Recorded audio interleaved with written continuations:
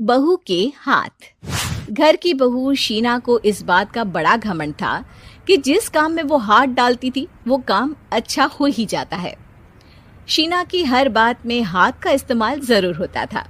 एक दिन शीना का पति आकाश उससे कहता है, कल जो वो भिंडी बनाई थी ना तुमने, वाह वाह वाह वाह, मजे आ गए। मैंने अपने हाथों से बनाई थी। मेरे हाथों में वैसे भी जादू है, जिस चीज को छू लेती हूँ सोना बन जाती है। अब ये थोड़ा ज्यादा हो रहा है। मतलब अगर हर चीज को छू के सोना ही बना देती हो तुम, तो हमारे नाम के पीछे भी अंबानी ही लगा देते हम। चुप रहो, मुंह पे हाथ रख लो, कुछ भी बोलते रहते हो। शीना की सास बगिया से पूजा के लिए फूल चुन रही थी। सुंदर, अति सुंदर, कितने प्यारे गुलाब के फूल हैं। भगवान जी खुश हो जाएंगे। मैंने अपने हाथों से जो पौधा लगाया था, मेरे हाथों की कोई भी चीज बेकार नहीं जाती। हाँ बेटा, सही कह रही है। इसीलिए तो तुम्हारे पिताजी से मैंने अपने बेटे के लिए तुम्हारा हाथ मांगा था। और उन्होंने हाथों हाथ में मेरा हाथ आपकी बेटी के हाथ में दे भी दिया था। हाँ बेटा, वो तो है, पर मुझे ये बता, तू ये हर बात में हाथ क्यों बीच में लेकर आती है?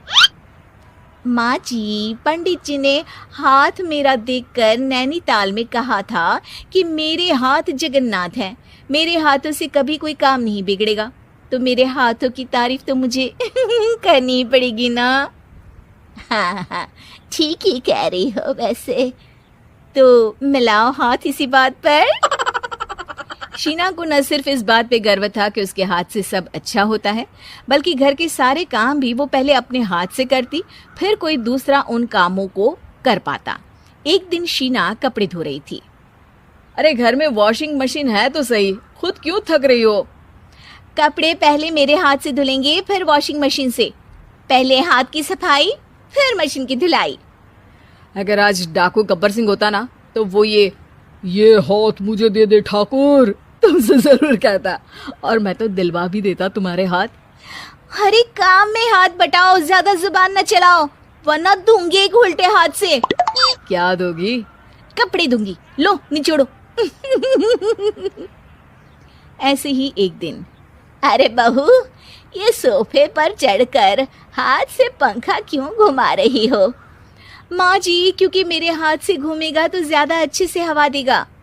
अरे बेटा, फिर तो तुम गाड़ी का पहिया भी हाथ से घुमा के मायके जाया करो।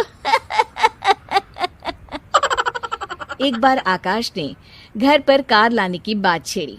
माँ, सोच रहा हूँ कि एक कार लेकर आता हूँ। ले ले बेटा, क्यों नहीं?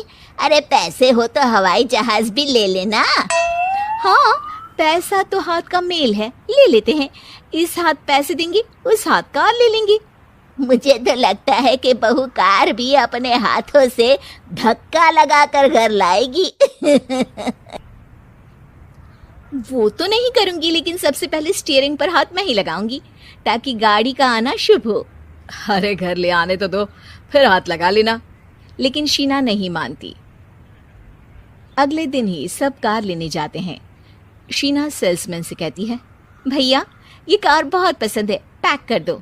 अरे ओ भाग्यवान, 2 मीटर कपड़ा नहीं है जो पैक करवा ले, जरा चला कर तो देखने दो। यस सर, बिल्कुल, टेस्ट ड्राइव कीजिए ना। अरे नहीं नहीं, सबसे पहले मैं हाथ लगाऊंगी गाड़ी को, मेरे हाथ अच्छे हैं। अरे यार, हाथ तो मैं भी धोता ही हूँ, और आजकल तो सैनिटाइजर से भी धोता हूँ।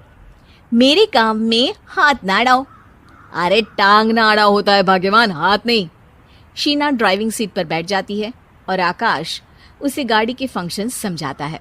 देखो शीना, ध्यान रखना, ये है स्टीयरिंग, इससे राइट लेफ्ट जाएंगे। ये है एक्सेलरेटर, इससे स्पीड कंट्रोल कर सकते हैं। और उसी के पास में है ब्रेक, जो तुम्हारी जुबान में शायद मिसिंग है। ठीक है, ज्यादा भी सिखाने की जरूरत नहीं है। मेरी माँ तो कहती है कि मैं अगर अपनी शुभ हाथ लगा दूं तो जग घूम जाए। तो ये स्टीयरिंग क्या चीज है? शीना गाड़ी स्टार्ट कर देती है और स्टीयरिंग को घुमाते हुए एक्सेलरेटर पर धीरे से पैर रखती है, और शोरूम के बाहर के एरिया में ही गाड़ी घूमने लगती है, जहाँ दूसरी गाड़ियां भी रखी हैं। देखा मेरे हाथों का कमाल। अब ब्रेक दबा दो, आगे गाड़ी है। शीना आगे गाड़ी देखकर घबरा जाती है और पाँव गलती से एक्सीलरेटर पर पड़ जाता है। कार आगे खड़ी एक बड़ी गाड़ी में घुस जाती है। दोनों कार से उतरते हैं। सेल्समैन भागते हुए आता है।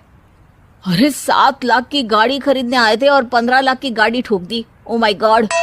आकाश की माँ, आकाश और शीना घबरा जाते हैं। इतना सारा पैसा कहाँ से आएगा? तभी वहां मैनेजर भी आ जाता है। पूरा माजरा समझता है। अरे टेंशन मत लीजिए, गाड़ियों का इंश्योरेंस था। आप जो कार लेने आए थे वही खरीद लीजिए। पर मैडम, जब तक आप सीख ना ले तब तक गाड़ी मत चलाइएगा। अभी तो आपने गाड़ी बस ठोकी है, जिसका बीमा भी था, लेकिन सड़क पे चलते हर इंसान का बीमा नहीं होता। अरे मेरे हाथों से छुप भी गया ना तो उसकी जिंदगी बन जाएगी, और अगर चला भी गया तो स्वर्ग ही पाएगा। मैनेजर साहब, मेरे हाथ में कोई दिक्कत नहीं है, वो तो बस पाँव गलत जगह पर चला गया था। शीना की बात सुनकर आकाश अपना सर पीटता है और उसकी सास अपने हाथ से खुद का मुंह छिपा लेती है और मैनेजर हाथ जोड़कर माफी मांग लेता है।